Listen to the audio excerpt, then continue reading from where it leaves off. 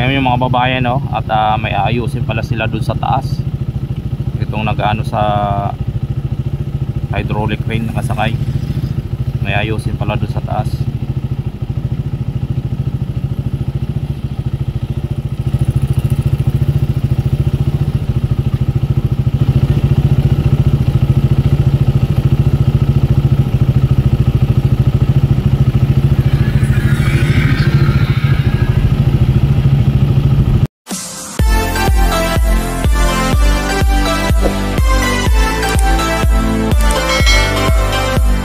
Alright, magandang umaga po sa ating lahat, mga kababayan.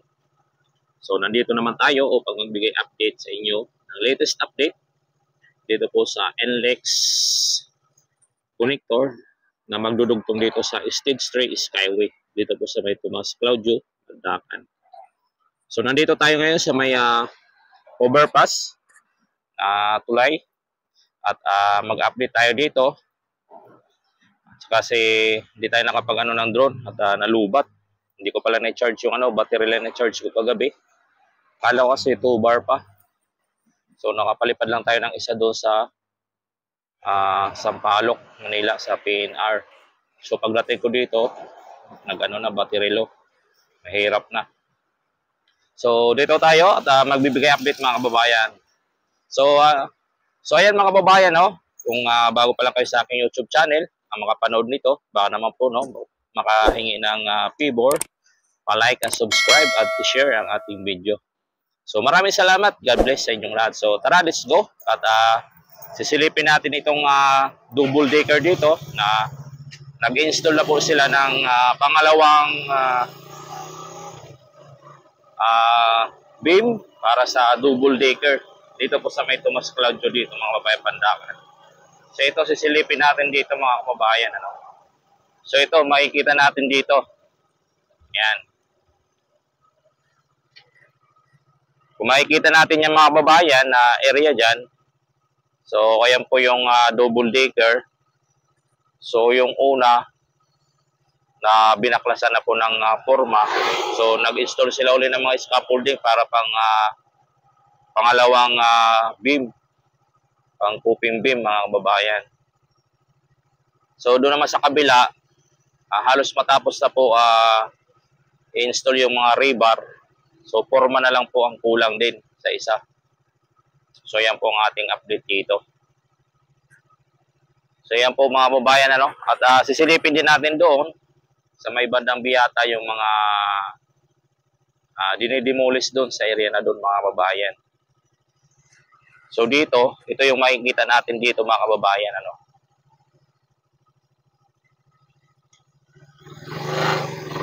Magdudugtong yan dito sa Stage 3 Skyway.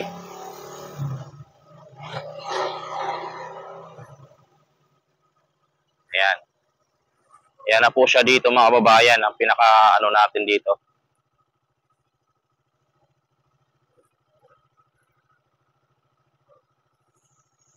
So, tuloy-tuloy natin siguro ang progress dito. So, tara, let's go. Doon tayo sa may kabila, sa may unahan.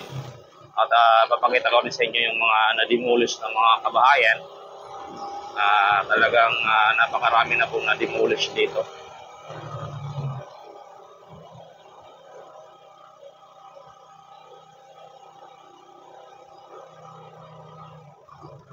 So, dito, meron na dito. Ayan. Kung makikita natin yung area doon, malinis na. Na-demolish na rin yung mga bahay. Dito sa ilalim, marami na to. Mga kababayan, grabe. Halos ubos na yung bahay dito sa tabi po ng highway. Ayan. Ayan o, mga dinimolish na dito. Ayan o, maluwag na yung mga na-demolish doon mga kababayan. Dito, maluwag na rin o. Yan. Yan na po mga na-demolish dito. Hanggang doon. Hanggang doon mga kababayan. Hanggang doon sa may tabi po ng Ilog Pasig. So tara at sisilipin din po natin doon mga kababayan. Pati yung isang doon. May boring machine doon. Silipin natin kung naano na po yung doon. Bakal. lalagyan na ng rebar. So ito, may buo pa dito na bahay, isa. Nakikita natin to. Isang buo pang bahay, pero wala nang mga bubong yan, tsaka laman sa loob. So gigibay na rin yan mga kababayan.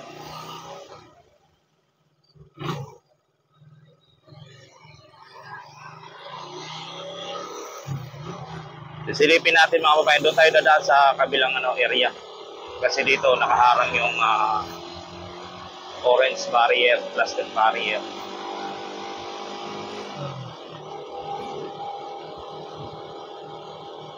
Silipin natin yung dito.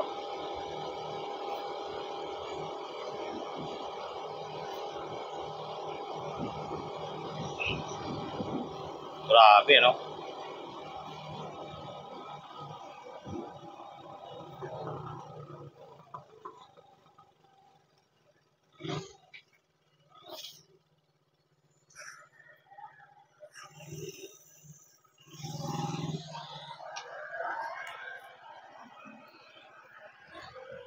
May namimingwit pala dito. So sisilipin natin tong may dito. May ganap dito may gumagawa.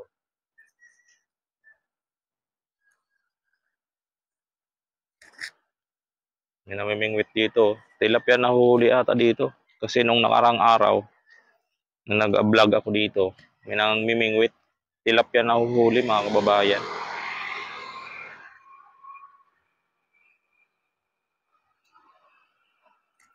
So ito yung mga equipment dito.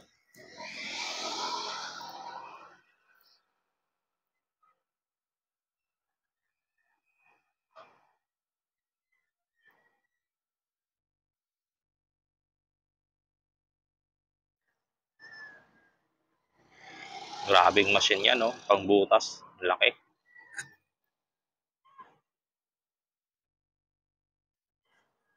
May nakabaw na isang tubo dyan, no? Malaki.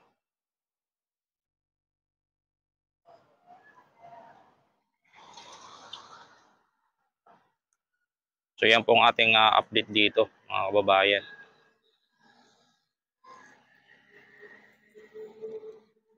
Tuloy-tuloy na yung progress nila.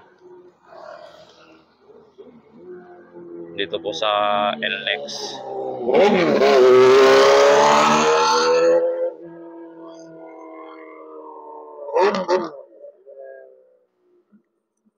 Kaya makikita natin yung mga TV equipment nila dito.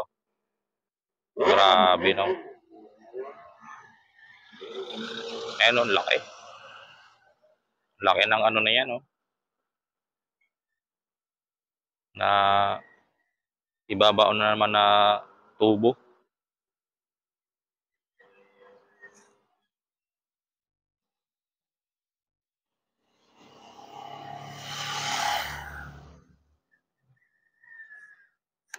Hindi talaga yung equipment nila mga kababayan. Doon naman sa unahan, may inaakit na mga welding machine.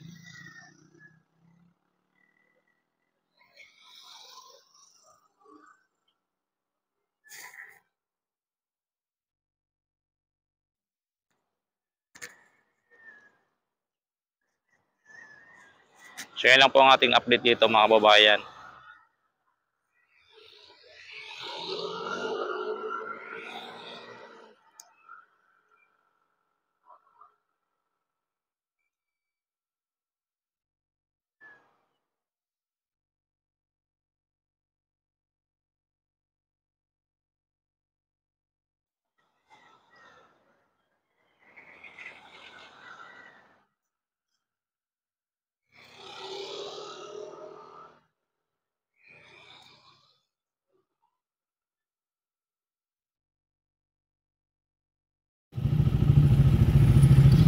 Kaya yung mga babayan, no, at may ayusin pala sila dun sa taas. Itong nag-ano sa hydraulic crane nakasakay. May ayusin pala dun sa taas.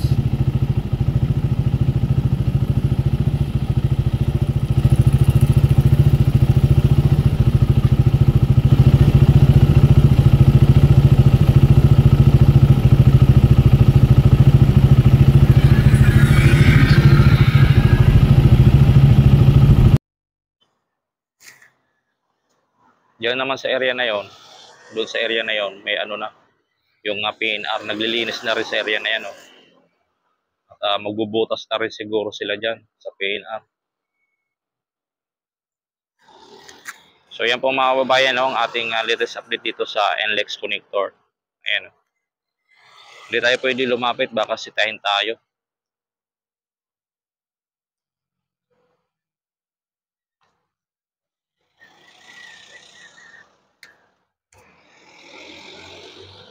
So yan naman po mga kababayan yung ano, area ng mga nagibaan na ng mga kabahayan.